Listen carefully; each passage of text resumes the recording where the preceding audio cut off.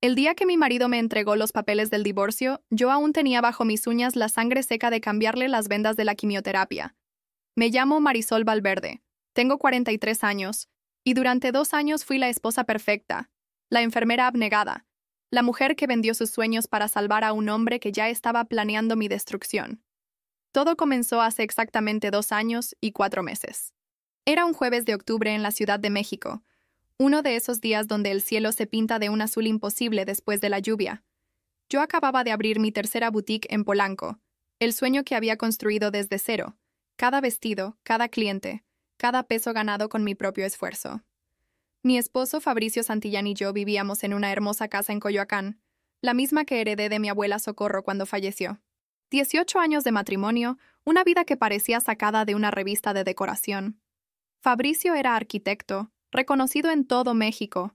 Diseñó el edificio corporativo más importante de Paseo de la Reforma. Era guapo, con ese cabello entrecano que le daba un aire distinguido, siempre impecable en sus trajes italianos. Yo estaba orgullosa de él, estaba orgullosa de nosotros. Esa tarde, Fabricio llegó a casa más temprano de lo usual. Lo recuerdo perfectamente porque yo estaba revisando las facturas de la boutique en la sala, tomando un café que ya se había enfriado. Entró despacio, con una expresión que nunca le había visto. No era tristeza. Era algo peor. Era miedo. Marisol, necesito que te sientes, me dijo con voz temblorosa. Mi corazón comenzó a latir como tambor de guerra. En 18 años de matrimonio, Fabricio nunca había usado ese tono conmigo. Me levanté del sofá, dejando caer los papeles al suelo. ¿Qué pasa? ¿Es tu madre? ¿Pasó algo? Es sobre mí, susurró, y vi cómo sus ojos se llenaban de lágrimas. Marisol, tengo cáncer. El mundo dejó de girar. Juro que en ese momento sentí cómo el aire abandonaba mis pulmones, cómo mis piernas se convertían en gelatina. Fabricio me sostuvo antes de que cayera. ¿Qué estás diciendo? Cáncer de páncreas etapa 4. El doctor Villalobos me dio los resultados hoy. Me quedan 6 meses, amor. Quizás menos. Lloré como nunca había llorado en mi vida. Fabricio me abrazó y yo sentí su cuerpo temblar contra el mío. Esa noche no dormimos. Nos quedamos abrazados en el sofá, viendo cómo el amanecer pintaba las paredes de nuestra casa de color naranja. Los siguientes días fueron un torbellino de citas médicas, segundas opiniones, terceras opiniones. Cada doctor decía lo mismo: cáncer de páncreas avanzado, pronóstico grave, pocas opciones. Pero había una esperanza. Un tratamiento experimental en el Hospital Ángeles de Interlomas.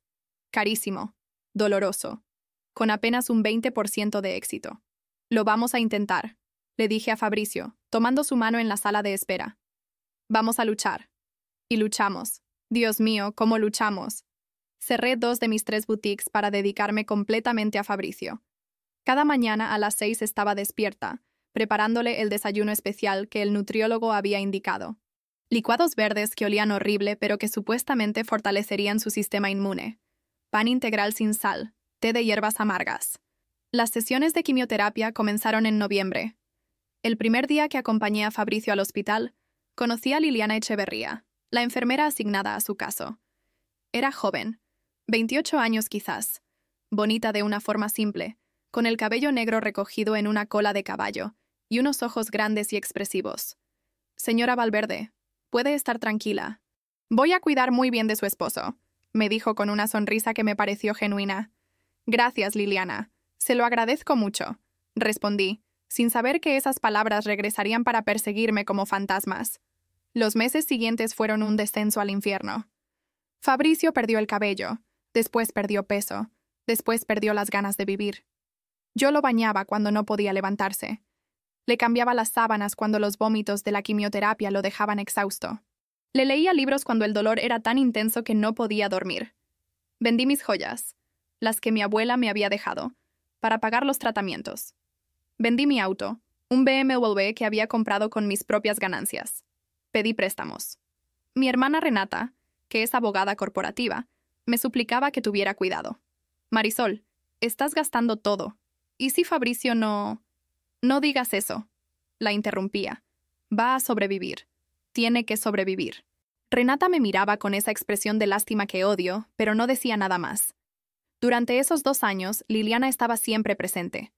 Al principio pensé que era simplemente una enfermera dedicada. Llegaba temprano a nuestras citas, se quedaba tarde explicándome cómo administrar los medicamentos en casa, me enviaba mensajes preguntando cómo seguía Fabricio.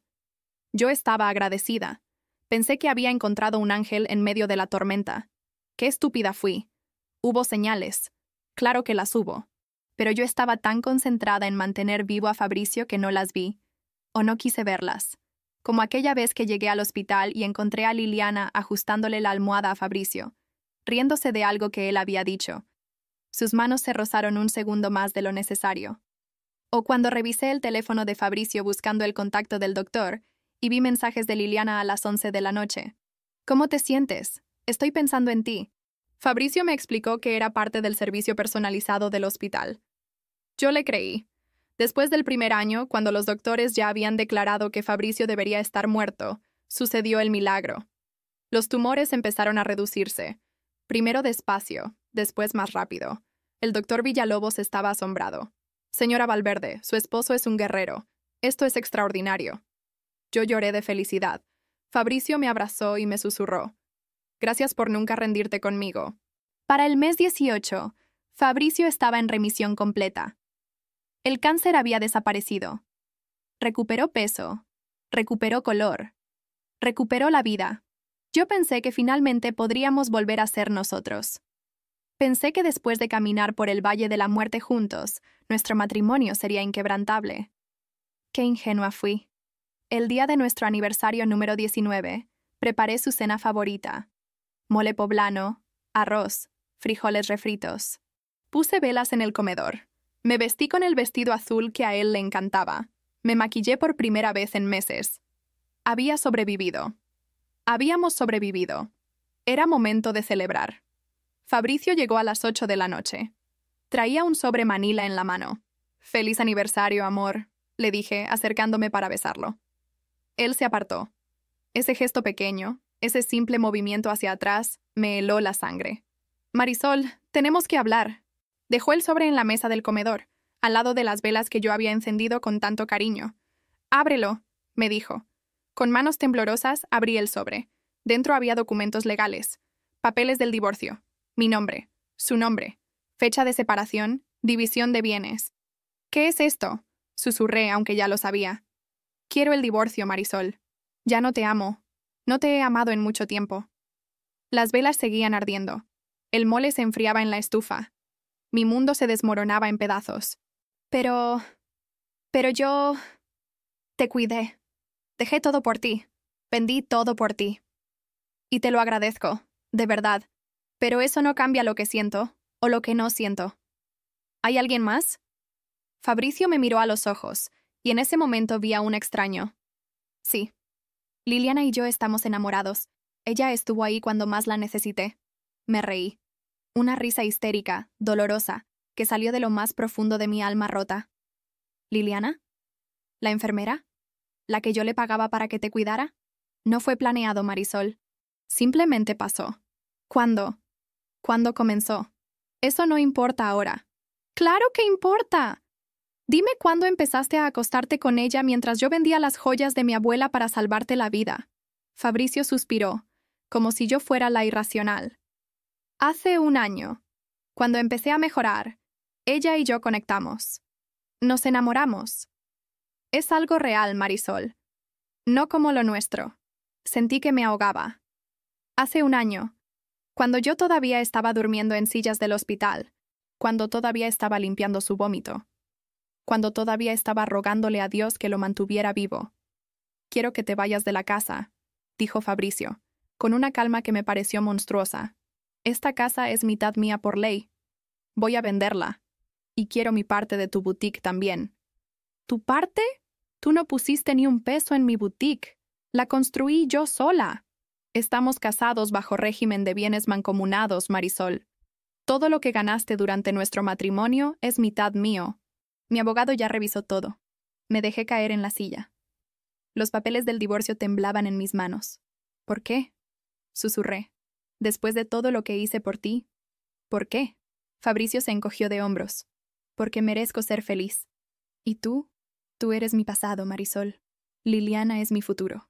Esa noche, Fabricio se fue de la casa. Me dejó sola con las velas derritiéndose, con la cena fría, con mi corazón destrozado en 1000 pedazos. Y ahí, sentada en el comedor de la casa que heredé de mi abuela, rodeada de los restos de un amor que creí eterno, juré que no me iba a quedar de brazos cruzados. Fabricio Santillán acababa de cometer el peor error de su vida, porque si hay algo que aprendí en estos 43 años de existencia, es que yo, Marisol Valverde, no soy una mujer que se rinde. Los primeros 3 días después de que Fabricio se fuera, fueron los más oscuros de mi vida. No comí, apenas dormí. Me quedaba mirando el techo de mi habitación, reproduciendo en mi mente cada momento de los últimos 2 años, buscando las señales que debía haber visto. Renata llegó el 4.º día. Usó su copia de llaves para entrar, y me encontró todavía en pijama, con el cabello sin lavar, rodeada de pañuelos usados. Marisol, por Dios, dijo mi hermana, abriendo las cortinas de golpe. La luz del sol me golpeó como una bofetada. No puedes quedarte así. Ese desgraciado no vale ni una sola de tus lágrimas. Me dejó, Renata. Después de todo lo que hice por él, me dejó por una muchacha de 28 años. Renata se sentó en la cama a mi lado y me abrazó.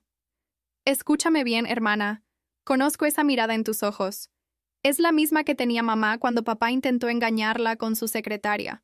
Estás rota ahora, pero yo sé que dentro de ti hay una guerrera, y esa guerrera va a levantarse y va a destruir a ese miserable. Tenía razón. Renata siempre tiene razón. Necesito saber todo, le dije, secándome las lágrimas. Todo sobre Liliana. Todo sobre lo que Fabricio está planeando. Déjamelo a mí, respondió Renata con una sonrisa que conocía bien. Mi hermana no llegó a ser socia de uno de los bufetes más importantes de México siendo amable. Voy a contratar a un investigador privado. Vamos a descubrir cada secreto sucio que ese par tenga. Mientras Renata ponía en marcha su plan, yo intenté recuperar algo de mi vida. Volví a abrir mi boutique en Polanco. Mis clientas me recibieron con abrazos y palabras de apoyo. Aparentemente, en los círculos sociales de la Ciudad de México, el escándalo ya era del dominio público. Fabricio Santillán, el prestigioso arquitecto, había abandonado a su esposa después de que ella lo salvara del cáncer. La gente hablaba, y no precisamente bien de él. Una semana después de la partida de Fabricio, recibí una llamada de un número desconocido. «Señora Valverde, soy Tadeo Montemayor, abogado del señor Fabricio Santillán». Mi estómago se retorció. «¿Qué quiere?» Mi cliente solicita iniciar de inmediato el proceso de división de bienes. Específicamente, requiere que se tase la casa de Coyoacán para proceder con la venta y solicita el 50% de las ganancias de su negocio de los últimos 5 años. Esa casa es mi herencia familiar. Fabricio no tiene ningún derecho sobre ella. Me temo que al estar casados bajo régimen de sociedad conyugal, cualquier bien inmueble pertenece a ambos por igual, independientemente de cómo fue adquirido. Y respecto al negocio, las ganancias generadas durante el matrimonio son bienes gananciales. Colgué el teléfono con tanta fuerza que casi lo rompo. Inmediatamente llamé a Renata. Ese malnacido quiere quedarse con la casa de la abuela Socorro y con mi boutique, le dije, tratando de controlar mi voz. Ya lo sé. Su abogado me envió los documentos hace 1 hora. Marisol, esto es serio. Si no actuamos inteligentemente, Fabricio podría dejarte sin nada. ¿Qué puedo hacer? Por ahora, nada. Dejemos que se confíe. Mientras tanto, el investigador que contraté, Esteban Rivas, ya está trabajando. Confía en mí. Esa noche no pude dormir. Me quedé mirando las fotos de nuestro matrimonio. Fabricio y yo en Cancún, en nuestro primer aniversario. En Europa, celebrando sus 40 años. En la inauguración de mi primera boutique, donde él me abrazaba orgulloso. ¿Cuándo dejó de amarme? ¿Fue gradual o hubo un momento específico en que miró a Liliana y decidió que ella era mejor que yo? 2 semanas después del divorcio, vi a Fabricio por primera vez. Fue en un restaurante italiano en la colonia Roma, uno de nuestros lugares favoritos. Yo estaba cenando con una cliente cuando lo vi entrar. No estaba solo. Liliana caminaba a su lado, usando un vestido blanco ajustado, tomada de su brazo, riendo de algo que él decía. Me quedé paralizada. Renata, que me acompañaba, puso su mano sobre la mía. «No les des el gusto de verte afectada», susurró. Pero entonces vi algo que hizo que se me helara la sangre. Liliana tenía una mano sobre su vientre. Un gesto protector, inconfundible. Estaba embarazada.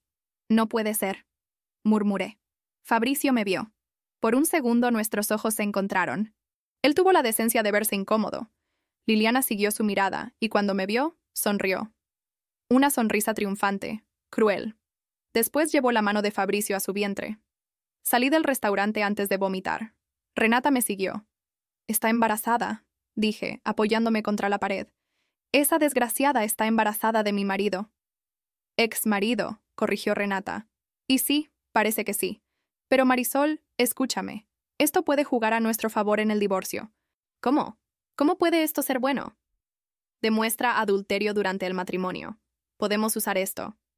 Pero yo apenas escuchaba. Todo lo que podía pensar era que Fabricio estaba construyendo una nueva vida, una nueva familia, mientras yo seguía atrapada en los escombros de la nuestra. Esa noche llegué a casa y encontré otro sobre en mi buzón. Más documentos legales. Fabricio aceleraba el proceso de divorcio. Quería estar libre antes de que naciera el bebé. Quería casarse con Liliana. Me serví una copa de vino, después otra. Después perdí la cuenta.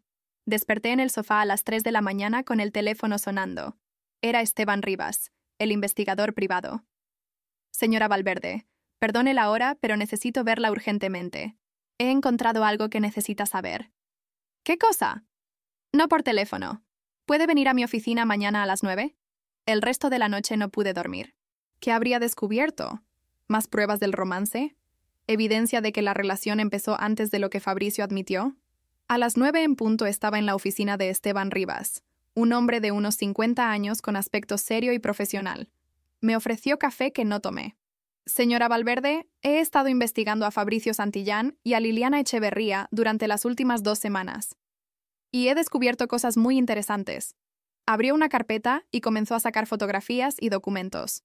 Primero, Liliana Echeverría no es enfermera, o bueno, tiene el título, pero fue despedida del Hospital General hace 3 años por robo de medicamentos controlados. Estuvo trabajando sin licencia en clínicas privadas hasta que conoció a su esposo. Mi corazón empezó a latir más rápido. ¿Y cómo consiguió trabajo en el Hospital Ángeles? Esa es la parte interesante. Fue contratada específicamente para el caso de su esposo. Hay correos electrónicos entre ella y Fabricio que datan de 6 meses antes de su diagnóstico de cáncer. ¿Qué? Eso es imposible. Fabricio conoció a Liliana en el hospital cuando empezó la quimioterapia. Esteban negó con la cabeza y me mostró las impresiones de los correos. Los leí con manos temblorosas. Mensajes entre Fabricio y Liliana. Coqueteos. Planes. Y después, algo que hizo que el mundo se detuviera. Todo va según lo planeado. El doctor Villalobos está de acuerdo. Marisol no sospecha nada. En 2 años estaremos libres y con su dinero. La fecha del correo. 3 semanas antes del diagnóstico de cáncer de Fabricio. No entiendo, susurré, aunque en el fondo, algo terrible comenzaba a tomar forma en mi mente. «Señora Valverde, tengo contactos en varios hospitales. Solicité los expedientes médicos de su esposo, los reales, no los que les mostraron a ustedes». Sacó más documentos. Fabricio Santillán nunca tuvo cáncer. El mundo dejó de existir. ¿Qué está diciendo? El doctor Villalobos es un médico con una deuda de juego de más de 2 millones de euros. Fabricio le pagó para que falsificara un diagnóstico de cáncer terminal. Las quimioterapias que recibió su esposo eran solución salina, con un sedante suave para simular los efectos secundarios. Los estudios, las tomografías, todo era falso. Fabricio nunca estuvo enfermo. No podía respirar. No podía pensar. ¿Por qué? ¿Por qué haría algo así? Por dinero, señora Valverde. Fabricio tiene deudas masivas. Apostaba en casinos clandestinos. Debe más de 5 millones de pesos a gente muy peligrosa. Planeó todo esto para manipularla emocionalmente, hacer que usted gastara sus ahorros en tratamientos falsos y después divorciarse quedándose con la mitad de sus bienes. La casa, la boutique, todo. Con Liliana como cómplice desde el principio. 2 años.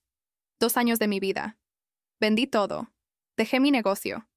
Dormí en sillas de hospital. Lloré hasta quedarme sin lágrimas. Y todo era mentira. «Hay más», continuó Esteban. «Liliana no está embarazada. Usa una panza postiza. Lo confirmo con una enfermera del hospital que la vio cambiársela en el baño. La rabia que sentí en ese momento fue algo que nunca había experimentado. No era solo furia, era algo primario, salvaje». «¿Tiene pruebas de todo esto?» Cada correo, cada transacción bancaria, cada documento falsificado, tengo todo. Me levanté de la silla. Mis piernas temblaban, pero mi mente nunca había estado tan clara. Señor Rivas, necesito que me consiga algo más. Necesito una confesión. Del doctor Villalobos, de Liliana, no me importa, pero necesito que uno de ellos admita todo en video. Esteban sonrió. Eso se puede arreglar. Salí de esa oficina siendo otra mujer. Ya no era la esposa rota que había pasado 2 semanas llorando. Era Marisol Valverde. Y estaba a punto de recordarle a Fabricio Santillán por qué nunca debió subestimarme. Porque si él jugaba sucio, yo acababa de aprender a jugar peor. Pasé los siguientes 5 días planeando cada movimiento como si fuera una partida de ajedrez. Renata me ayudó a organizar toda la información que Esteban había recopilado. Teníamos correos electrónicos, transferencias bancarias, incluso grabaciones de conversaciones telefónicas entre Fabricio y sus acreedores. Pero necesitábamos más. Necesitábamos la confesión. Esteban Rivas resultó ser mucho más que un simple investigador. Tenía contactos en todos lados, desde exconvictos reformados hasta policías corruptos que le debían favores. Me reuní con él nuevamente en su oficina el martes por la tarde. Señora Valverde, creo que tengo la manera de conseguir lo que necesita, me dijo mientras encendía su computadora. El doctor Villalobos es un adicto al juego. Va todos los viernes al casino clandestino en Tlalpan. Pierde más de lo que gana. Si lo presionamos correctamente, hablará. ¿Cómo lo presionamos? Tengo un amigo en la Comisión Nacional de Arbitraje Médico. Si presentamos una denuncia formal con las pruebas que tenemos, Villalobos perderá su licencia médica, irá a prisión por fraude, y nunca más podrá ejercer. O puede cooperar con nosotros, confesar todo en video, y quizás tenga una oportunidad de salir con una sanción menor. Hagámoslo, respondí sin dudar. Esa misma tarde, Esteban contactó al doctor Villalobos. Le envió un correo con algunas de las pruebas que teníamos. 20 minutos después, el doctor lo llamó desesperado. Necesito reunirme con ustedes. Por favor, yo tengo familia, tengo hijos. La reunión se organizó para el jueves en la tarde, en un café discreto de la Colonia del Valle. Yo llevé a Renata conmigo. Necesitaba que mi hermana estuviera presente como testigo legal de todo lo que sucedería. El doctor Villalobos llegó puntual. Era un hombre de unos 60 años, con el rostro demacrado y ojeras profundas. Vestía un traje arrugado y sus manos temblaban cuando se sentó frente a nosotros. Señora Valverde, yo... Lo siento mucho, comenzó con voz quebrada. Necesito que entienda que yo estaba desesperado. Debía dinero a gente muy peligrosa. Fabricio me ofreció una salida. ¿Cuánto le pagó? 500,000 pesos, en 3 pagos. El primero cuando le entregué el diagnóstico falso. El segundo después de 6 meses de tratamiento falso. El tercero cuando declaré que estaba en remisión. Sentí náuseas. 500,000 pesos por destruir mi vida. Necesito que me cuente todo, desde el principio, y lo vamos a grabar, dije, sacando mi teléfono. Villalobos miró a Esteban, después a Renata, finalmente a mí. Suspiró profundamente. Está bien. Haré lo que me pidan. Pero necesito garantías de que no iré a prisión. Eso depende completamente de qué tan cooperativo sea, respondió Renata en su tono más profesional. Si confiesa todo, podemos negociar una sanción administrativa en lugar de cargos criminales. Pero tiene que darnos absolutamente todo. Durante la siguiente hora, el doctor Villalobos confesó cada detalle del fraude. Cómo Fabricio lo había contactado a través de un conocido mutuo. Cómo habían planeado cada paso del engaño. Las dosis de sedantes que le daban a Fabricio para simular los efectos de la quimioterapia. Los estudios médicos alterados digitalmente. Todo. ¿Y Liliana? ¿Cuál era su papel en todo esto? Pregunté. Ella era la encargada de mantener la actuación convincente en el hospital, de asegurarse de que usted viera a Fabricio sufrir lo suficiente para no sospechar. También era quien administraba los sedantes. Y obviamente era la amante de Fabricio desde antes de todo esto. ¿Desde cuándo? Según lo que Fabricio me contó, hace aproximadamente 3 años. Se conocieron en un bar. Ella ya sabía que él estaba casado. De hecho, fue idea de ella inventar la enfermedad para sacarle dinero a usted. El odio que sentí en ese momento era como veneno corriendo por mis venas. 3 años. Fabricio llevaba 3 años engañándome. Y después tuvo el descaro de hacerme creer que se estaba muriendo. Una última pregunta, doctor. ¿Quién más está involucrado en esto? Villalobos vaciló. No sé si debería... Doctor, intervino Renata con voz fría. O nos dice todo ahora, O mañana mismo presentamos los cargos criminales. Usted decide. Está bien. Está bien. Hay un contador. Rogelio Aguirre. Él ayudó a Fabricio a esconder dinero en cuentas extranjeras. También hay un tasador de bienes raíces, Humberto Maldonado, que está listo para subvaluar su casa cuando la tasen para el divorcio, de modo que Fabricio pague menos por su parte. Cada revelación era peor que la anterior. No era solo una traición personal, era una conspiración criminal completa, diseñada para dejarme en la ruina. Muchas gracias por su cooperación, doctor, dijo Renata, guardando su grabadora. Nos pondremos en contacto con usted pronto.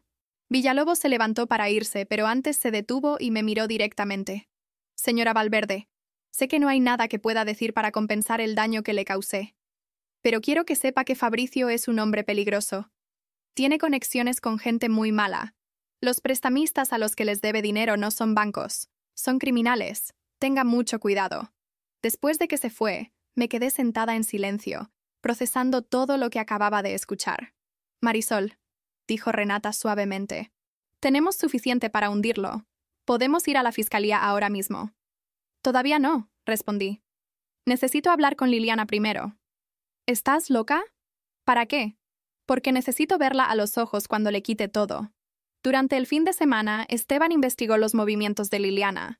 Descubrimos que vivía en un departamento en la colonia Nápoles que Fabricio le estaba pagando. Iba al gimnasio todas las mañanas a las 7. Después desayunaba en el mismo café de la esquina. El lunes por la mañana, me levanté temprano. Me arreglé como si fuera a una batalla. Vestido negro, tacones, maquillaje impecable. Me vi en el espejo y vi a la mujer que solía ser antes de que Fabricio destruyera mi vida. Fuerte, segura, imparable. Llegué al café a las 8:15. Liliana ya estaba ahí, sentada junto a la ventana, revisando su teléfono. Llevaba ropa deportiva ajustada y esa maldita panza falsa que ahora sabía que era mentira. Me acerqué a su mesa sin que me viera venir. «Hola, Liliana». Levantó la vista y su rostro palideció. Intentó mantener la compostura, pero vi el miedo en sus ojos. «Marisol. ¡Qué sorpresa! ¿Puedo sentarme?» Antes de que pudiera responder, ya estaba sentada frente a ella. «¿Qué quieres?», preguntó con voz tensa. «Solo hablar, de mujer a mujer. O mejor dicho, de mujer a estafadora». «No sé de qué hablas». «Claro que lo sabes. Sé que nunca fuiste enfermera titulada. Sé que conociste a Fabricio hace 3 años, no durante su tratamiento. Sé que todo el cáncer fue mentira. Y sé que no estás embarazada». Liliana se quedó inmóvil. Vi cómo su mente trabajaba frenéticamente, buscando una salida. «No tienes pruebas de nada». Saqué mi teléfono y le mostré la grabación del doctor Villalobos confesando todo. «Tengo todas las pruebas que necesito. Correos electrónicos, transferencias bancarias, testimonios. Puedo mandarte a la cárcel por fraude, conspiración, ejercicio ilegal de la medicina. ¿Quieres que continúe?» Liliana se levantó bruscamente, tirando su café. «Esto no ha terminado. Fabricio y yo tenemos abogados, buenos abogados. Adelante, llévenme a juicio. Será divertido ver cómo les va cuando toda la prensa de México se entere de que fingiste un embarazo y ayudaste a simular un cáncer terminal para robarle a una esposa devota. Eres una perra», escupió. Me levanté también, acercándome tanto que pude oler su perfume barato. «No, Liliana. Yo soy la mujer que vas a desear nunca haber conocido, porque voy a destruir todo lo que construiste sobre mis cenizas. Tu departamento, tus lujos, tu vida cómoda, todo eso se va a acabar. Y Fabricio va a descubrir que apostar contra mí fue el peor error de su miserable vida». Salí del café con la cabeza en alto. Detrás de mí, escuché a Liliana marcar frenéticamente un número, seguramente llamando a Fabricio para contarle que su plan se había descubierto. Perfecto. Que supiera que venía por él. Esa tarde recibí una llamada del abogado de Fabricio, Tadeo Montemayor. «Señora Valverde, mi cliente está dispuesto a negociar términos más favorables en el divorcio. Está dispuesto a renunciar a su parte de la boutique si usted acepta vender la casa y dividir las ganancias. Dígale a su cliente que no voy a negociar nada, y dígale también que espere noticias mías muy pronto». Colgué antes de que pudiera responder. Esa noche, Renata, Esteban y yo nos reunimos en mi casa para planear el siguiente movimiento. Extendimos todos los documentos sobre la mesa del comedor. Correos, confesiones, pruebas bancarias. Teníamos un caso sólido. Presentamos la denuncia el miércoles. decidió Renata. Fraude, falsificación de documentos, conspiración. Buscamos cargos criminales contra Fabricio, Liliana y Villalobos. ¿Y los otros? ¿El contador y el tasador? También, los acusamos como cómplices. Que todos caigan. Esteban sonrió. Va a ser hermoso verlos sufrir. Pero yo sabía que los cargos criminales no eran suficiente. Necesitaba que Fabricio sintiera el mismo dolor que yo sentí. Necesitaba que perdiera lo que más amaba. Hay algo más que quiero hacer, dije. Quiero que esto sea público. Quiero que todos en México sepan qué clase de hombre es Fabricio Santillán. ¿Qué tienes en mente?, preguntó Renata. Conozco a una periodista de Televisa, Daniela Cortés. Cubre escándalos de sociedad. Voy a darle la exclusiva de esta historia. Marisol, ¿estás segura? Una vez que esto salga en televisión, no hay vuelta atrás. Exactamente. No quiero que haya vuelta atrás. Quiero que Fabricio pierda su reputación, sus clientes, todo. Quiero que cuando la gente escuche su nombre, lo único que recuerden es que fingió tener cáncer para robarle a su esposa. Al día siguiente contacté a Daniela. Nos habíamos conocido años atrás cuando cubrió la inauguración de mi boutique. Le conté toda la historia y le mostré las pruebas. Marisol, esto es dinamita pura, dijo con los ojos brillantes. Puedo tener un reportaje listo para el noticiero del viernes por la noche. Es el programa con más audiencia. Millones de personas lo verán. Hazlo. El miércoles por la mañana, Renata y yo fuimos a la Fiscalía General. Presentamos formalmente todas las denuncias. El fiscal asignado al caso, un hombre llamado Germán Solís, revisó los documentos con expresión cada vez más seria.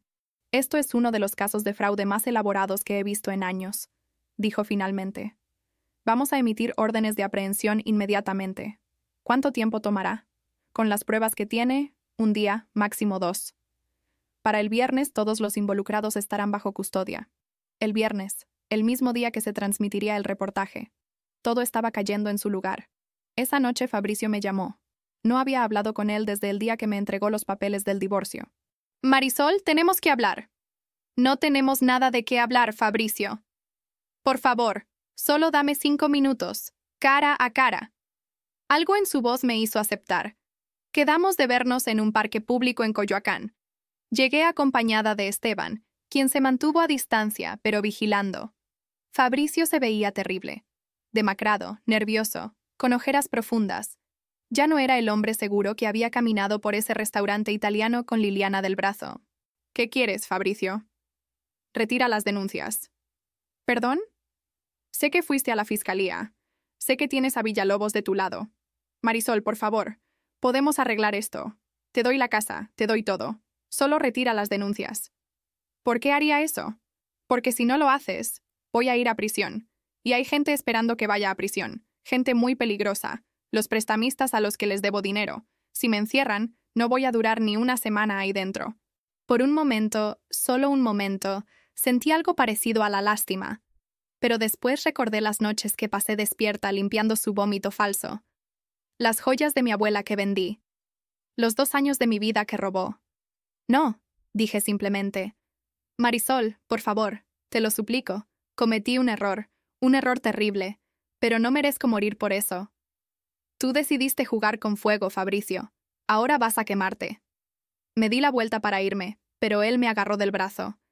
Esto no se va a quedar así.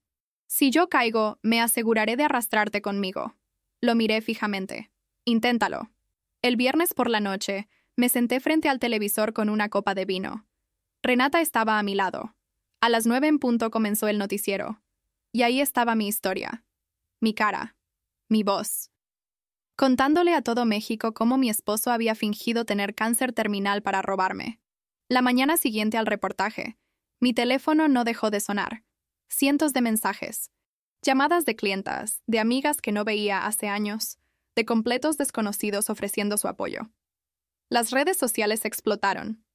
El hashtag Justicia para Marisol se volvió tendencia número 1 en México. Miles de mujeres compartían sus propias historias de traición y abuso. Pero lo más satisfactorio fue ver las consecuencias para Fabricio. Su firma de arquitectura emitió un comunicado distanciándose de él. Sus socios lo removieron del directorio. 3 proyectos importantes cancelaron sus contratos. Su nombre, que antes abría puertas en los círculos más exclusivos de la Ciudad de México, ahora era sinónimo de fraude y traición. Renata llegó a mi casa el sábado por la mañana con una sonrisa triunfal. Lo arrestaron anoche. A él, a Liliana, a Villalobos, al contador y al tasador. Todos están en el reclusorio preventivo esperando juicio. Debería haber sentido alegría, pero solo sentí un vacío extraño. 2 años de mi vida habían sido una mentira elaborada. Y aunque la justicia estaba cayendo sobre los responsables, eso no devolvía el tiempo perdido. ¿Cuánto tiempo van a estar encerrados?, pregunté. Con las pruebas que tenemos, Fabricio enfrenta entre 10 y 15 años, Liliana entre 8 y 12. Los demás un poco menos, pero todos van a ir a prisión. Me senté en el sofá, sintiendo el peso de todo lo que había pasado. Renata, hay algo que no entiendo. Si Fabricio tenía tantas deudas, ¿por qué no simplemente me pidió ayuda? Estábamos casados. Éramos un equipo. Yo hubiera vendido la boutique si era necesario para salvarlo. Mi hermana se sentó a mi lado y tomó mi mano. ¿Por qué hombres como Fabricio no piden ayuda? Su ego no se los permite. Prefieren mentir, manipular y destruir a admitir que fallaron. Y además, Marisol, él ya no te amaba. Quizás nunca te amó realmente. Solo amaba lo que podía obtener de ti. Sus palabras dolieron, pero tenían sentido. Los últimos años de nuestro matrimonio, antes del supuesto diagnóstico, Fabricio había estado distante, menos cariñoso, más irritable. Yo lo atribuí al estrés del trabajo. Ahora me daba cuenta de que probablemente ya estaba con Liliana, ya estaba planeando su salida. El lunes recibí una visita inesperada. Tadeo Montemayor, el abogado de Fabricio, apareció en mi boutique sin previo aviso. Señora Valverde, necesito hablar con usted urgentemente. Lo recibí en mi oficina privada, donde Renata ya me esperaba. No iba a reunirme con él sin mi abogada presente. Mi cliente me ha autorizado a hacer una oferta, comenzó Montemayor, visiblemente incómodo. Está dispuesto a confesar completamente, a aceptar todos los cargos, si usted retira la demanda por daños y perjuicios. ¿Daños y perjuicios?, pregunté. Renata sonrió. Ah, ¿no le contó? Ayer presentamos una demanda civil contra Fabricio por 2 millones de euros. El dinero que Marisol gastó en tratamientos falsos, más compensación por daño emocional y psicológico. Montemayor palideció. Señora Valverde, mi cliente no tiene ese dinero. Si ganan esa demanda, lo dejarán en la ruina absoluta. Exactamente, respondí. Esa es la idea. Por favor, sea razonable. Fabricio está enfrentando más de una década en prisión. ¿No es suficiente castigo? Me levanté de mi silla y me acerqué a él. Señor Montemayor, durante 2 años creí que mi esposo se estaba muriendo. Vendí las joyas de mi difunta abuela. Cerré mi negocio. Dormí en sillas de hospital. Lloré hasta quedarme sin lágrimas. Y todo fue una actuación para robarme. Así que no, la prisión no es suficiente. Quiero que Fabricio pierda absolutamente todo, como yo casi pierdo todo por culpa de él. Montemayor guardó sus documentos en su maletín. Veo que no hay nada que pueda hacer para convencerla. Pero le advierto, señora Valverde, mi cliente tiene amigos peligrosos. Los prestamistas a los que les debe dinero no van a estar felices si lo dejan sin recursos para pagarles. Eso suena a amenaza, señor Montemayor, intervino Renata fríamente. Y las amenazas pueden añadir más cargos criminales a su cliente. El abogado se fue sin decir más. Esa noche no pude dormir. Las palabras de Montemayor resonaban en mi cabeza. ¿Qué tan peligrosos eran esos prestamistas? ¿Podían lastimarme? A las 3 de la mañana llamé a Esteban. Necesito protección. ¿Puedes conseguir seguridad privada? Ya lo anticipé, respondió. Desde mañana temprano tendrás guardaespaldas 24 horas. Y voy a investigar más sobre esos prestamistas. Necesitas saber con quién estás tratando. El martes por la mañana, 2 hombres corpulentos aparecieron en mi casa. Eran Rodrigo y Samuel, exmilitares que ahora trabajaban en seguridad privada. Me sentí más tranquila teniéndolos cerca. Esteban me llamó esa tarde con información que me heló la sangre. Marisol, los prestamistas de Fabricio son parte del cártel de Tepito. Son criminales muy peligrosos. Fabricio les debe casi 6 millones de pesos. Pensaban cobrar cuando él se quedara con tu casa y tu negocio. Ahora que eso no va a pasar, están furiosos. ¿Qué tan furiosos? Suficientemente como para que ya hayan visitado a Fabricio en prisión. Le dieron un ultimátum. Consigue el dinero o su familia paga. ¿Su familia? ¿Se refieren a mí? Técnicamente todavía están casados. El divorcio no se ha finalizado. Así que sí, Te consideran parte de su familia. El miedo se apoderó de mí. Una cosa era luchar contra Fabricio en los tribunales. Otra muy diferente era enfrentarme a criminales violentos. ¿Qué hago? Dos opciones. Una, te vas del país hasta que esto se resuelva. Dos, hablamos con la Policía Federal y pides protección de testigos. No iba a huir. No después de todo lo que había luchado. Habla con la Policía Federal. Al día siguiente, 2 agentes federales me entrevistaron en mi casa. Les conté toda la situación. Me ofrecieron protección, pero con una condición. Tenía que testificar no solo contra Fabricio, sino también proporcionar cualquier información que tuviera sobre sus conexiones con el crimen organizado. Señora Valverde, entendemos que usted es la víctima aquí, dijo la agente Morales, una mujer de aspecto severo. Pero si su esposo tiene vínculos con el cártel de Tepito, necesitamos toda la información posible. Nombres, fechas, lugares, cualquier cosa que recuerde. Pasé las siguientes horas revisando mi memoria. Fiestas a las que habíamos asistido, hombres con los que Fabricio había hablado en privado, viajes extraños a Tepito que él decía eran para reuniones de trabajo. Había un hombre, recordé de repente. Se llamaba Vicente, Vicente algo. Fabricio se reunió con él varias veces hace como un año, siempre en lugares discretos. Una vez los vi discutir acaloradamente en el estacionamiento de un centro comercial. La agente Morales y su compañero intercambiaron miradas significativas. ¿Vicente Durán?, preguntó ella. Posiblemente. No estoy segura del apellido. Vicente Durán es uno de los operadores principales del cártel en la ciudad. Si Fabricio tenía tratos con él, esto es más serio de lo que pensábamos. Esa revelación cambió todo. De repente, yo no era solo la esposa traicionada buscando justicia. Era un testigo clave en una investigación federal contra el crimen organizado. Me ofrecieron entrar al programa de protección de testigos. Nueva identidad, nueva ciudad, nueva vida. Pero eso significaba abandonar mi boutique, mi casa, mi hermana, todo lo que conocía. Necesito pensarlo, les dije. Después de que se fueron, me senté en la sala de mi casa, la casa que heredé de mi abuela Socorro, y lloré. Lloré por la mujer ingenua que había sido. Lloré por los 2 años perdidos. Lloré por la vida tranquila que nunca volvería a tener. Renata llegó 1 hora después. Le conté sobre la oferta de protección de testigos. No puedes aceptar, dijo inmediatamente. Marisol, eres Marisol Valverde. Eres una empresaria exitosa. Tienes clientas que dependen de ti. Tienes una vida aquí. No puedes dejar que Fabricio te quite eso también. ¿Y si esos criminales vienen por mí?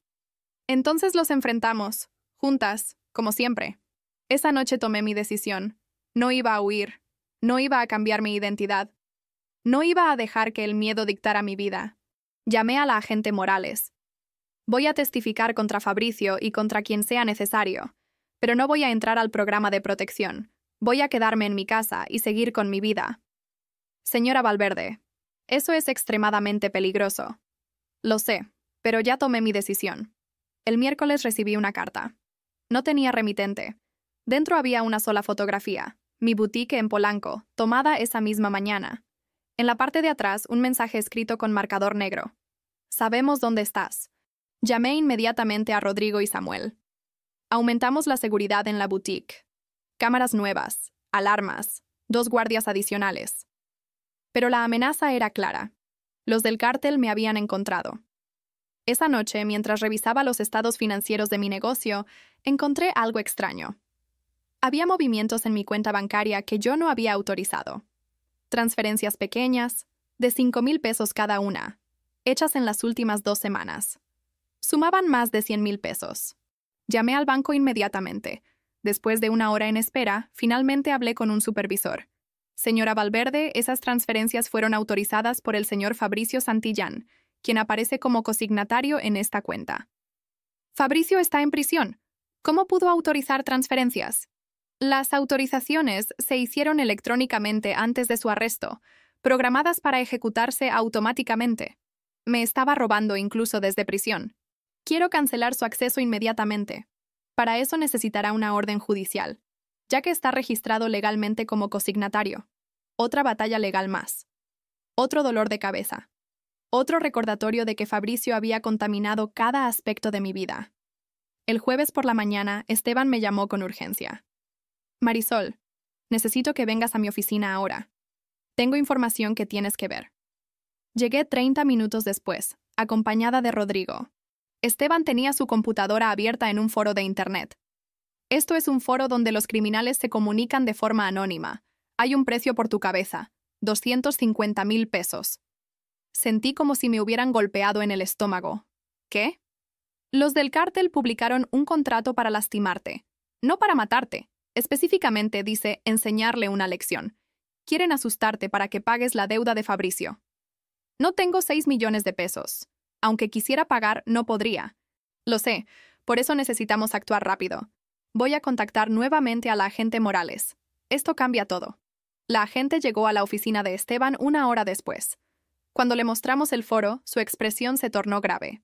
Señora Valverde, esto es un intento de extorsión y amenaza directa. Ya no puede rechazar la protección federal. O acepta nuestra ayuda o no puedo garantizar su seguridad. ¿Qué propone? Casa de seguridad. Identidad temporal. Hasta que arrestemos a Vicente Durán y desmantelemos esta célula del cártel. Miré a Renata, que había llegado minutos antes. Vi el miedo en sus ojos. Mi hermana, siempre tan fuerte, estaba aterrada por mí. Está bien, dije finalmente. Acepto. Esa misma tarde, agentes federales me escoltaron a una casa de seguridad en las afueras de Querétaro. Era un lugar discreto, vigilado las 24 horas. Renata insistió en quedarse conmigo. Durante 2 semanas viví como prisionera en mi propio país. No podía salir. No podía contactar a nadie excepto a las autoridades y a Renata. Mi boutique quedó al cuidado de mi gerente de confianza, Pilar, quien juró mantener todo funcionando en mi ausencia. Fue en esa casa de seguridad, viendo las noticias una noche, que vi algo que cambiaría todo nuevamente. Un reportaje especial sobre Fabricio. Pero no era sobre su arresto o su juicio próximo. Era sobre algo mucho peor. Fabricio Santillán había sido encontrado muerto en su celda esa mañana. El reporte preliminar sugería suicidio. Pero yo sabía la verdad. Los del cártel habían cobrado su deuda, solo que en lugar de dinero, tomaron su vida. La noticia de la muerte de Fabricio me golpeó de una forma que no esperaba. No sentí tristeza exactamente. Tampoco alegría. Era algo más complejo, una mezcla de alivio, culpa y un vacío profundo que no podía explicar. Renata me abrazó mientras yo miraba fijamente la televisión, donde seguían mostrando imágenes del reclusorio, entrevistas con otros presos, especulaciones sobre lo que realmente había pasado. No fue tu culpa, susurró mi hermana. Nada de esto es tu culpa. Pero una parte de mí no podía evitar preguntarse, ¿y si hubiera retirado las denuncias? ¿Y si hubiera aceptado su oferta de devolverme todo? ¿Seguiría vivo? La agente Morales llegó a la casa de seguridad esa misma tarde con información oficial. Señora Valverde, el reporte forense preliminar indica que Fabricio Santillán fue asesinado. No fue suicidio. Lo hicieron parecer un suicidio, pero hay evidencia de forcejeo. Creemos que fueron sicarios del cártel que operan dentro del reclusorio. ¿Por qué?, pregunté, aunque ya conocía la respuesta. Porque no podía pagar su deuda. Vicente Durán mandó matarlo como mensaje para otros deudores. Y posiblemente como mensaje para usted también. ¿Para mí? Si pudieron matar a Fabricio dentro de una prisión federal, pueden llegar a usted en cualquier lugar. Quieren que tenga miedo. Quieren que pague la deuda que dejó su esposo. Yo no tengo 6 millones de pesos, y aunque los tuviera, no les daría ni un centavo. La agente me miró con algo parecido a la admiración. Eso pensé que diría. Por eso tengo una propuesta. Ayúdenos a atrapar a Vicente Durán. Testifique contra él. Con su testimonio sobre las reuniones que presenció, más la evidencia que ya tenemos, podemos encerrarlo de por vida. ¿Y después qué? ¿Me dejan en paz? Una vez que Durán esté tras las rejas, su organización se desmoronará. Los otros operadores estarán demasiado ocupados peleándose el poder como para preocuparse por usted. Además, sin Fabricio vivo, no hay razón para seguir presionándola. Pasé esa noche entera pensando. Fabricio había muerto por sus propias decisiones, por su avaricia, por sus mentiras, por jugar con gente peligrosa. Yo no tenía por qué cargar con su deuda, ni económica ni moralmente. Voy a testificar, le dije a la agente Morales la mañana siguiente. Pero quiero garantías. Quiero que mi hermana también esté protegida. Y quiero volver a mi vida normal lo antes posible. Hecho. El juicio está programado para dentro de 3 semanas. Después de eso, podrá regresar a su casa. Mientras esperaba el juicio, sucedió algo inesperado. Liliana solicitó reunirse conmigo. Al principio me negué rotundamente. No quería ver a esa mujer nunca más en mi vida. Pero Renata me convenció de escucharla, al menos para saber qué quería. La reunión se organizó en la casa de seguridad, con agentes federales presentes. Cuando Liliana entró, casi no la reconocí. Ya no era la mujer arrogante del café. Estaba demacrada, pálida, con el cabello sin arreglar. El tiempo en prisión le había cobrado factura. «Gracias por aceptar verme», dijo con voz quebrada, sentándose frente a mí. «Tienes 5 minutos. Habla». Liliana respiró profundo. «Vine a pedirte perdón. Sé que no lo merezco. Sé que probablemente me odies.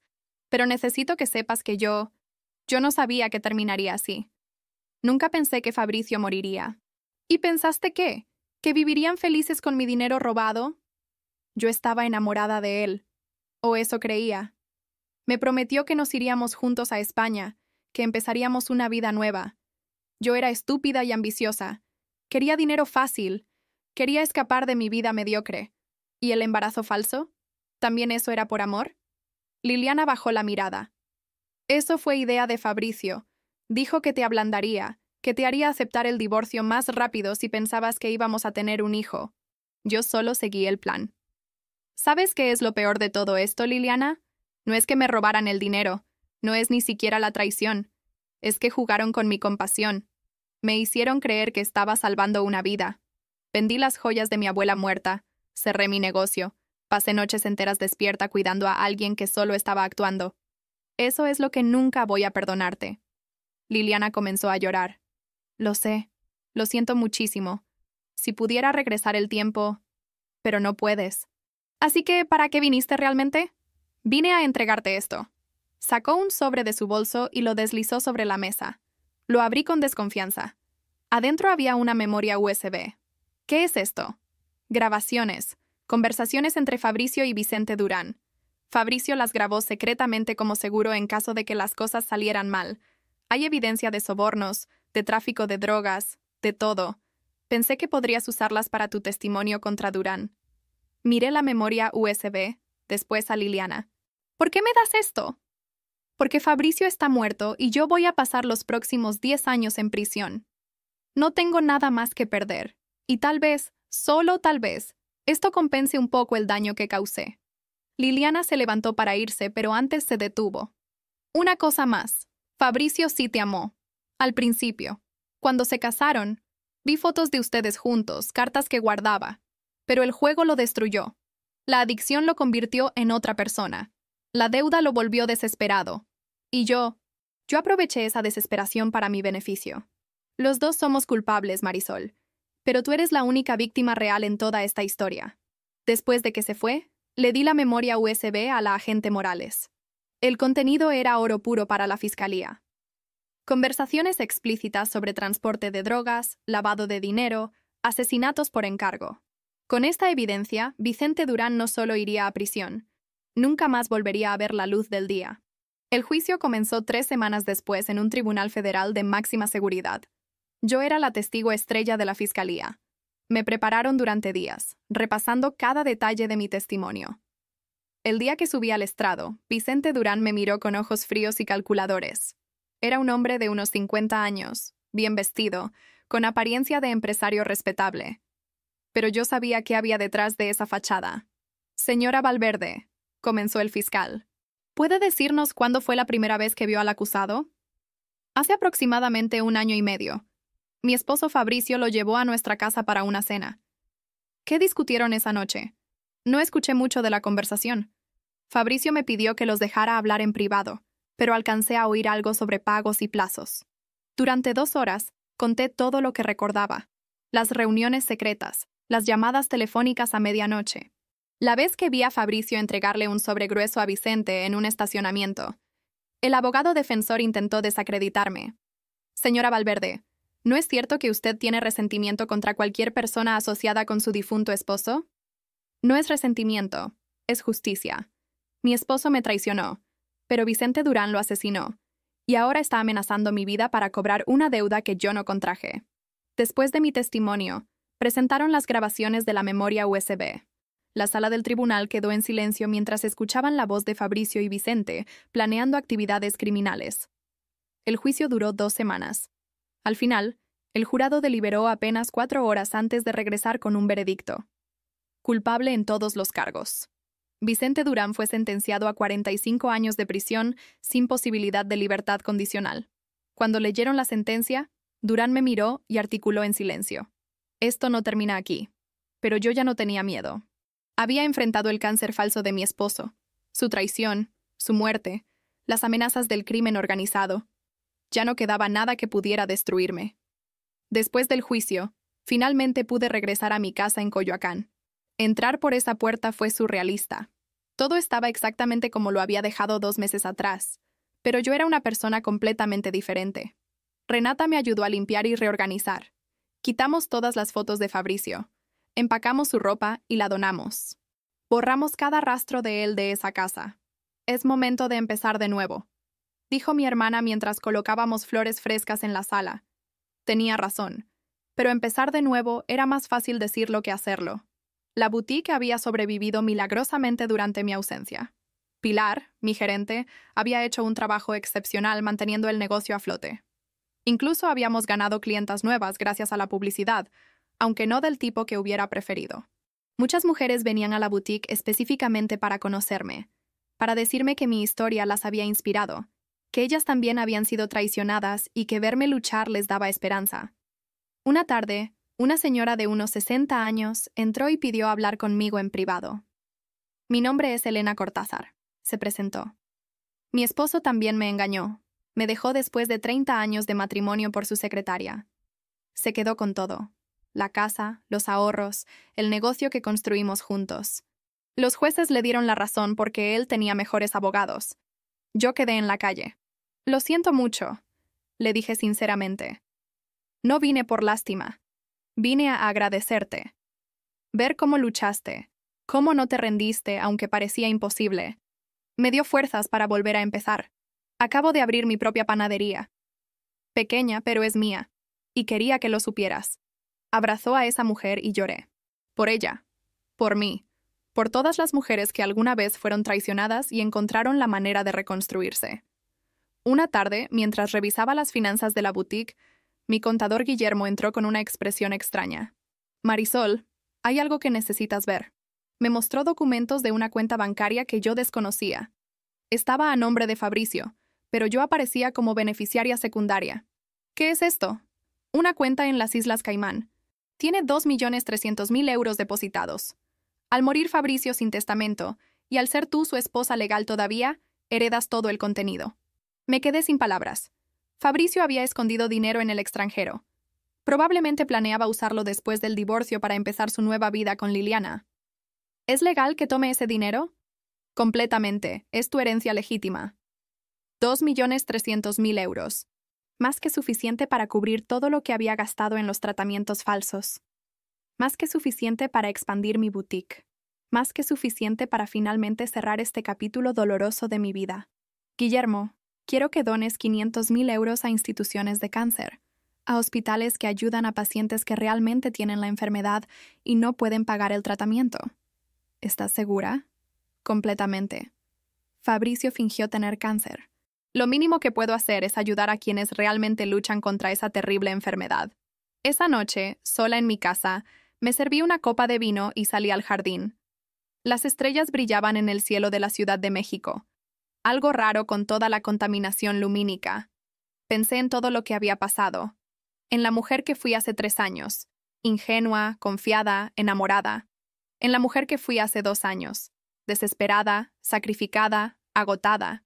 Y en la mujer que era ahora, fuerte, independiente, implacable.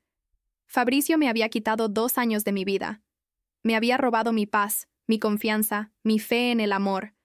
Pero paradójicamente, también me había dado algo. Me había mostrado de qué estaba hecha realmente. Mi teléfono sonó. Era un número desconocido. Dudé en contestar, pero algo me hizo hacerlo. Señora Valverde, soy Sebastián Aguirre. Nos conocimos brevemente en el juicio. Yo estaba testificando como perito médico. Recordé vagamente a un hombre de unos 40 y tantos años, atractivo, con lentes y sonrisa amable. Sí, lo recuerdo. ¿En qué puedo ayudarle? En realidad llamaba para invitarla a tomar un café, si le parece apropiado, claro. Entiendo que está pasando por un momento difícil. Normalmente hubiera rechazado inmediatamente, pero había algo en su voz, una calidez genuina, que me hizo dudar. ¿Por qué querría tomar café conmigo? Porque durante el juicio, cuando testificó, vi algo en usted que me pareció extraordinario. Valor, dignidad, fuerza. Y pensé que me gustaría conocer mejor a una mujer así. Sonreí por primera vez en semanas. ¿Sabe qué? Un café suena bien. ¿Mañana a las 4? Perfecto. Conozco un lugar tranquilo en la Condesa. Después de colgar, Renata, que había estado escuchando desde la puerta, entró al jardín con una sonrisa enorme. ¿Acabas de aceptar una cita? No es una cita, es solo un café. Claro, solo un café con un doctor guapo que te llamó para decirte que le pareciste extraordinaria. Reímos juntas y me di cuenta de que era la primera vez que reía genuinamente desde antes de que comenzara toda esta pesadilla. Quizás, solo quizás, estaba lista para comenzar a escribir un nuevo capítulo de mi vida. Uno donde yo fuera la autora, no la víctima. El café con Sebastián Aguirre cambió algo en mí. No fue amor a primera vista ni nada tan dramático, pero fue la primera vez en años que me sentí vista como algo más que la esposa traicionada o la víctima del fraude. Sebastián era cardiólogo en el Hospital Español. Había enviudado 3 años atrás cuando su esposa falleció de cáncer de mama. Cáncer real, no como el teatro que Fabricio había montado. Perdóname si esto suena insensible, me dijo durante nuestro segundo café, una semana después del primero. Pero cuando escuché tu testimonio en el juicio, me enojé muchísimo. Ver cómo alguien fingió tener la enfermedad que le quitó la vida a mi esposa, solo por dinero, fue indignante. No suena insensible, suena honesto, y necesito más honestidad en mi vida. Sebastián tenía una hija de 16 años, Daniela, a quien adoraba. Me mostró fotos de ella en su teléfono. Una adolescente hermosa con aparatos en los dientes y sonrisa enorme. Ella es mi razón de vivir, dijo con orgullo paternal. Después de que perdimos a su mamá, nos unimos más. Somos un equipo. Durante las siguientes semanas, Sebastián y yo nos vimos varias veces. Cenas tranquilas, caminatas por el bosque de Chapultepec, conversaciones largas sobre la vida, la pérdida, la reconstrucción. Era refrescante estar con alguien que entendía el dolor sin necesidad de explicaciones. Una noche, mientras cenábamos en un restaurante argentino en la Roma Norte, Sebastián me tomó la mano. Marisol, sé que es pronto. Sé que has pasado por un infierno, pero quiero que sepas que me gustas mucho. Y cuando estés lista, me encantaría que esto fuera algo más serio. Mi primer instinto fue retroceder, protegerme. Pero después miré sus ojos y vi algo que no había visto en Fabricio en años, sinceridad absoluta. A mí también me gustas, pero necesito tiempo, necesito sanar primero. Tengo todo el tiempo del mundo, respondió con una sonrisa. Mientras tanto, la boutique florecía. Contraté a 3 empleadas nuevas para manejar el aumento de clientas. Abrí una segunda sucursal en Santa Fe. Las donaciones que hice a los hospitales oncológicos me ganaron reconocimiento en círculos empresariales y benéficos. Una mañana recibí una llamada de la productora de un programa de televisión matutino. Señora Valverde, nos encantaría que participara como panelista regular en nuestro segmento sobre empoderamiento femenino. Su historia ha inspirado a millones de mujeres. Al principio rechacé la idea. No quería ser famosa por haber sido traicionada, pero Renata me convenció de verlo desde otra perspectiva. No se trata de la traición, Marisol. Se trata de cómo te levantaste, de cómo peleaste. Eso es lo que la gente necesita ver. Acepté participar en el programa una vez al mes. Cada episodio discutíamos temas diferentes. Violencia económica, señales de relaciones tóxicas, cómo reconstruir tu vida después de una crisis. Las cartas y mensajes que recibía de mujeres agradecidas llenaban mi corazón. Una tarde, 6 meses después del juicio, estaba en la boutique cuando entró una mujer que me resultó vagamente familiar. Tardé unos segundos en reconocerla. Era la mamá de Fabricio, doña Rocío. No había hablado con ella desde antes del divorcio. Durante toda la pesadilla del juicio, ella había guardado silencio. No me defendió, pero tampoco defendió a su hijo. Marisol, dijo con voz temblorosa. ¿Podemos hablar? La llevé a mi oficina privada. Se veía mayor, cansada, con el peso de la vergüenza sobre sus hombros. Vine a pedirte perdón. Comenzó antes de que yo pudiera decir nada. No por Fabricio. Él hizo cosas imperdonables. Vine a pedirte perdón por mí, por no haber visto las señales, por no haberte protegido como debía hacerlo. Doña Rocío, usted no tiene por qué disculparse. Sí tengo que hacerlo. Yo crié a ese hombre. Vi cómo se volvió adicto al juego hace años y no hice nada. Cuando me contó sobre su diagnóstico de cáncer, algo no me cuadraba, pero no quise investigar. Te fallé como suegra y como mujer. Se le quebraba la voz, y vi lágrimas rodando por sus mejillas. Fabricio era mi único hijo. Lo amaba con todo mi corazón. Pero no puedo negar lo que hizo. No puedo defender lo indefendible. Y quiero que sepas que si necesitas algo, lo que sea, aquí estoy. Abracé a esa mujer que durante 18 años fue mi familia. Ambas lloramos por el hombre que Fabricio pudo haber sido y nunca fue. Antes de irse, doña Rocío me dio un sobre. Esto estaba en las cosas de Fabricio que me entregaron de la prisión. Creo que deberías tenerlo tú. Abrí el sobre después de que se fue. Dentro había una carta escrita a mano por Fabricio. Estaba fechada 2 días antes de su muerte. Marisol, sé que nunca leerás esto. Sé que me odias y tienes todo el derecho de hacerlo. Pero necesito escribir estas palabras aunque sea solo para mí. Arruiné todo. La mejor cosa que me pasó en la vida eras tú. Y la destruí por avaricia y cobardía. El juego me consumió hace años. La deuda creció tanto que entré en pánico. Y en lugar de pedirte ayuda, en lugar de ser honesto contigo, elegí el camino del engaño. Liliana fue una distracción, una mentira conveniente. Nunca la amé como te amé a ti, pero era más fácil estar con alguien que no sabía qué desastre era mi vida. Ahora estoy aquí, esperando lo inevitable. Los del cártel van a matarme. Lo sé. Lo siento. Y tal vez me lo merezco. Si pudiera regresar el tiempo, haría todo diferente. Te pediría ayuda. Buscaría tratamiento para mi adicción. Pelearía por nuestro matrimonio en lugar de destruirlo. Pero no puedo regresar el tiempo. Solo puedo decirte que lo siento. Y que fuiste la mejor parte de mí, incluso cuando yo era lo peor de mí mismo. Te deseo toda la felicidad del mundo. La mereces. Fabricio. Leí la carta 3 veces. Cada palabra era un puñal y un bálsamo al mismo tiempo. Parte de mí quería quemar esa carta y olvidarla, pero otra parte necesitaba ese cierre, esa confirmación de que el hombre que amé alguna vez existió, aunque fuera brevemente. Guardé la carta en un cajón de mi escritorio. No para obsesionarme con ella, sino como recordatorio de que la gente es compleja, que incluso los que nos lastiman fueron humanos con sus propios demonios. Esa noche, Sebastián me invitó a cenar en su casa. Conocí finalmente a su hija Daniela, quien me recibió con escepticismo natural de una adolescente protegiendo a su padre.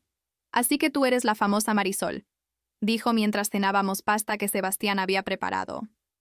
«Espero que famosa por las razones correctas», respondí con una sonrisa. «Mi papá no deja de hablar de ti. Dice que eres la mujer más valiente que ha conocido. Tu papá exagera. Solo hice lo que cualquiera hubiera hecho». «No es cierto», intervino Sebastián. «Muchas personas se hubieran rendido. Tú peleaste». Después de la cena, mientras Daniela hacía tarea en su cuarto, Sebastián y yo nos sentamos en el balcón de su departamento, mirando las luces de la ciudad. «Gracias por ser paciente conmigo», le dije. «Sé que no he sido la más accesible emocionalmente. Marisol, he visto suficiente dolor en mi carrera como médico para saber que sanar toma tiempo. No tengo prisa. Estoy aquí cuando estés lista». Lo besé. Fue un beso suave, tierno, lleno de promesas de lo que podría ser. Y por primera vez en años, sentí mariposas en el estómago. 2 semanas después, recibí noticias que cerraron completamente el capítulo de Vicente Durán. Su organización se había desmoronado después de su arresto. Sus lugartenientes estaban peleándose el poder, y en esa guerra interna, nadie se acordaba de la viuda de Fabricio Santillán. La agente Morales me confirmó que ya no necesitaba protección federal. «Eres libre, Marisol. Oficialmente fuera de peligro». Celebré esa noche con Renata, tomando vino en mi jardín como habíamos hecho tantas veces antes de que todo se complicara. «¿Sabes qué es lo más loco de todo esto?», le dije a mi hermana. «Fabricio intentó destruirme y terminó haciendo lo opuesto. Me hizo más fuerte. Me obligó a descubrir de qué estoy hecha». «Siempre fuiste fuerte, Marisol. Solo que ahora tú también lo sabes. Un mes después, estaba en la boutique cuando llegó un paquete por mensajería. Era de Barcelona, España. Lo abrí con curiosidad. Dentro había una carta de una diseñadora de modas española, Inés Montalbán, que había leído sobre mi historia en periódicos europeos. Estimada señora Valverde, su historia llegó a España y me conmovió profundamente. Soy diseñadora de alta costura y he admirado su boutique desde la distancia. Me gustaría proponerle una colaboración, traer sus diseños a Europa y viceversa. Si le interesa, me encantaría que viniera a Barcelona para discutir los detalles. Todos los gastos pagados, por supuesto. Cordialmente, Inés Montalbán. Una oportunidad de expandir mi negocio a Europa. Un nuevo comienzo en un continente diferente. Una aventura. Le mostré la carta a Sebastián esa noche. ¿Qué vas a hacer?, preguntó. No lo sé. Es una oportunidad increíble, pero también significa viajar mucho, estar lejos. ¿Lejos de mí, quieres decir? Sí. Sebastián tomó mis manos. Marisol, escúchame bien. He visto demasiadas personas desperdiciar oportunidades por miedo. Mi esposa murió antes de cumplir muchos de sus sueños. Tú tienes la oportunidad de cumplir los tuyos. Ve a Barcelona. Explora esa posibilidad. Yo estaré aquí cuando regreses. ¿Y si quiero que vengas conmigo? Sonrió. Entonces empaco mi maleta. 3 semanas después, Sebastián, Daniela y yo estábamos en un avión rumbo a Barcelona. Renata se quedó manejando la boutique en México, pero prometió visitarnos pronto. Mientras el avión despegaba de la Ciudad de México, miré por la ventana la ciudad que había sido testigo de mi peor pesadilla y mi mayor transformación. Fabricio había intentado robarme todo. Mi dinero, mi confianza, mi futuro. Pero en el proceso, sin quererlo, me había dado algo invaluable: la certeza absoluta de mi propia fuerza. Cerré los ojos y sentí la mano de Sebastián entrelazada con la mía. Daniela dormía en el asiento de al lado. Y yo, Marisol Valverde, de 43 años, estaba volando hacia un nuevo capítulo de mi vida. Un capítulo que yo misma escribiría. Sin mentiras, sin engaños. Solo verdad, valentía y la promesa de un futuro que finalmente me pertenecía solo a mí. Barcelona me recibió con un cielo azul imposible y una brisa mediterránea que olía a posibilidades infinitas. Inés Montalbán resultó ser una mujer extraordinaria, elegante, visionaria, con ese acento catalán que hacía que cada palabra sonara como poesía. Su taller estaba en el barrio gótico, un espacio lleno de luz donde diseñadoras trabajaban en creaciones que parecían obras de arte. Cuando entré por primera vez, supe que había encontrado exactamente lo que necesitaba: un nuevo comienzo lejos de los fantasmas del pasado. Marisol, tu historia me inspiró profundamente, me dijo Inés mientras me mostraba sus diseños. No solo sobreviviste, triunfaste, y quiero que esa energía se refleje en nuestra colaboración. Durante las siguientes 2 semanas, trabajamos en crear una línea de ropa que fusionara la elegancia europea con la pasión mexicana. Cada vestido contaba una historia de resiliencia, de mujeres que se niegan a ser definidas por su sufrimiento. Sebastián y Daniela exploraban la ciudad mientras yo trabajaba. Por las noches, cenábamos en restaurantes pequeños del Born, caminábamos por las Ramblas, nos perdíamos en las calles laberínticas del Gótico. Era como si estuviéramos construyendo nuestra propia familia, diferente pero hermosa. Una noche, mientras paseábamos por la playa de la Barceloneta, Daniela me tomó del brazo. Marisol, ¿puedo hacerte una pregunta personal? Claro.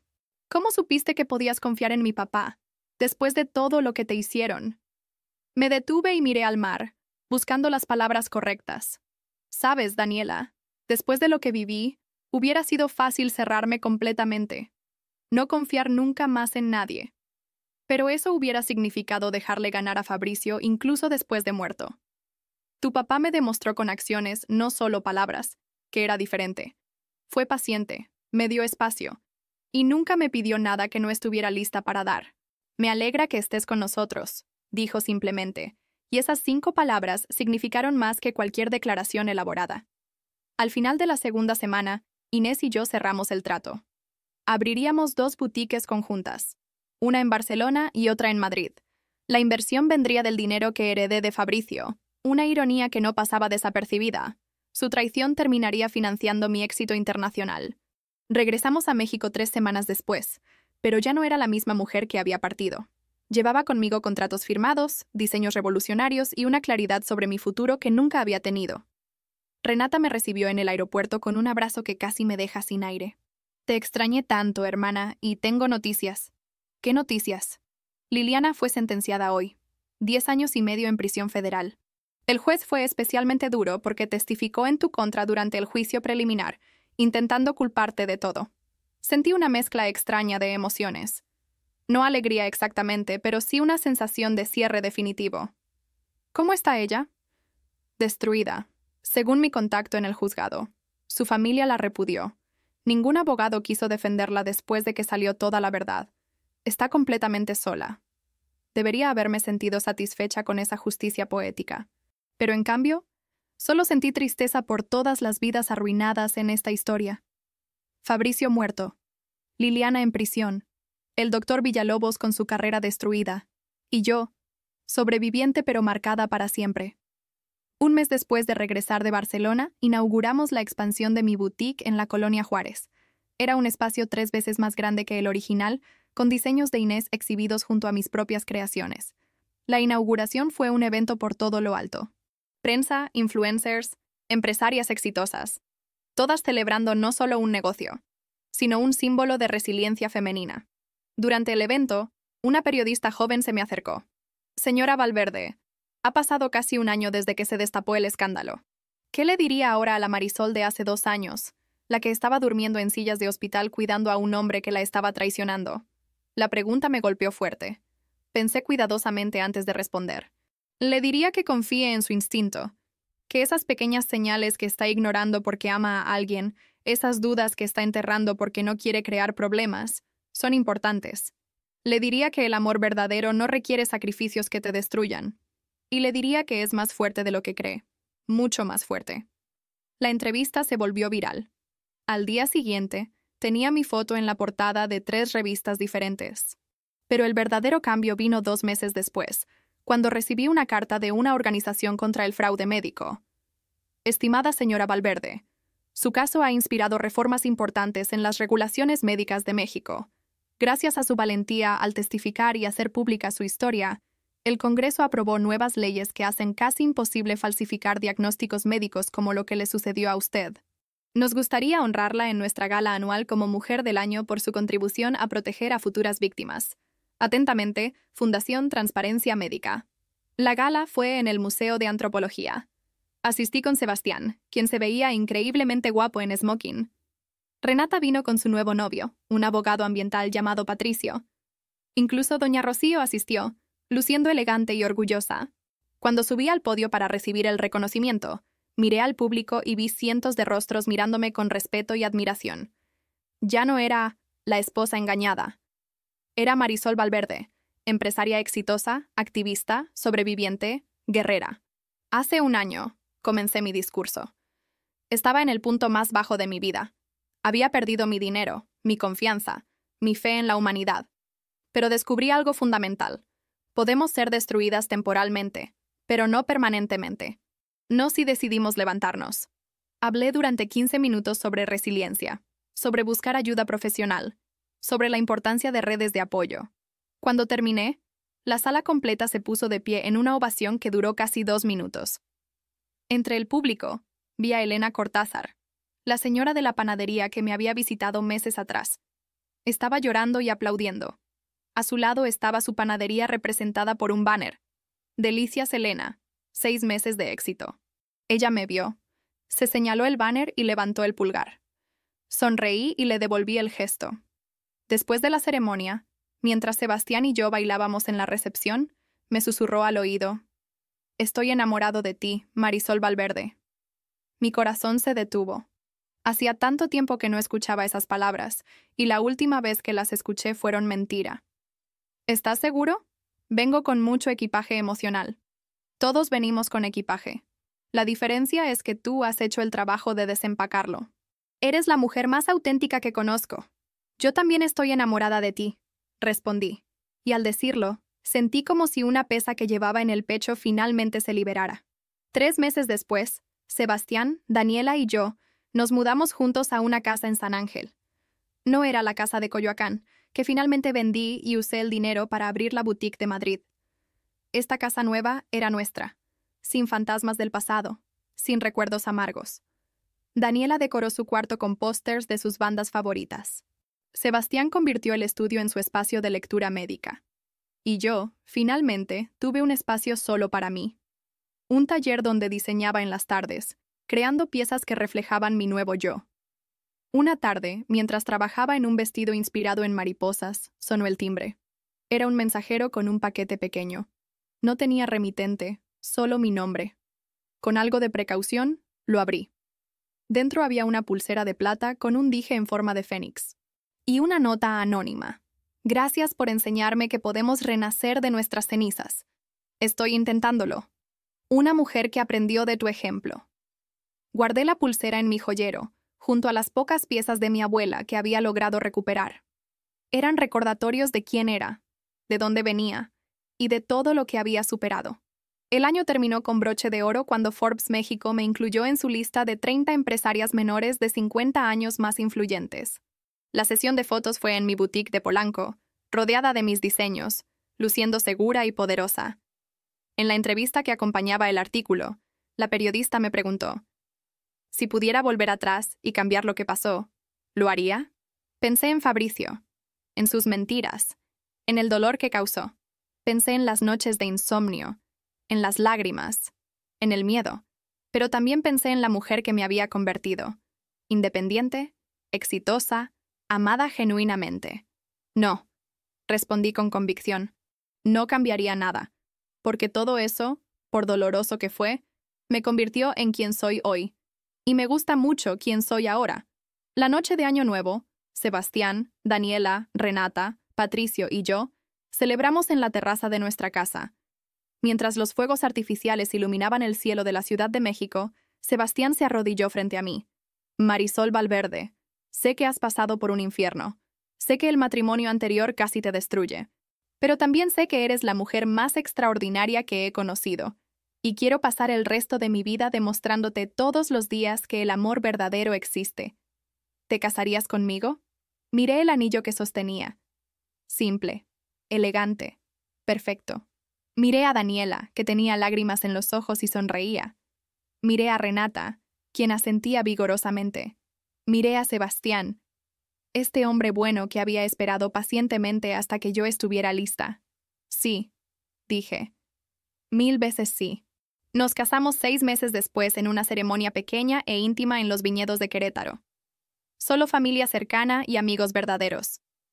Doña Rocío estuvo ahí, llorando lágrimas de alegría al verme encontrar la felicidad que su hijo me negó. Durante mi voto matrimonial, que escribí yo misma, dije algo que resumía todo mi viaje. Sebastián, hace 2 años, creí que el amor me había destruido. Pero aprendí que no fue el amor lo que me lastimó. Fue la mentira disfrazada de amor. Tú me has enseñado la diferencia. Me has demostrado que el amor verdadero no pide sacrificios imposibles, no manipula, no engaña, simplemente te ve, te acepta y te acompaña. Gracias por esperarme hasta que estuve lista para volver a creer. Hoy, 3 años después de que Fabricio me entregó esos papeles del divorcio que destruyeron mi mundo, tengo 4 boutiques exitosas, 2 en México, 1 en Barcelona, 1 en Madrid. Tengo un matrimonio hermoso con un hombre que me adora. Tengo una hijastra maravillosa que se convirtió en mi cómplice. Tengo una hermana que nunca me abandonó. Y tengo algo que pensé que había perdido para siempre. Paz. ¿Fabricio me quitó 2 años de mi vida? Sí. ¿Me robó mi ingenuidad? También. ¿Me obligó a vender las joyas de mi abuela? Sin duda. Pero también, sin quererlo, me dio un regalo invaluable. Me obligó a descubrir mi verdadera fuerza. Me mostró que podía sobrevivir a lo peor y salir mejor de ello. Me enseñó que mi valor no depende de quien me ama, sino de cómo me amo a mí misma.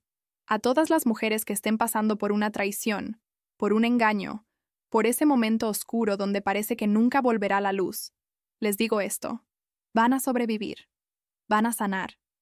Y un día, probablemente cuando menos lo esperen, se mirarán al espejo y reconocerán a la guerrera que siempre fueron. Yo soy Marisol Valverde. Tengo 46 años. Y esta es mi historia de cómo el intento de destruirme se convirtió en mi renacer. Y créanme cuando les digo, lo mejor está por venir. Fin.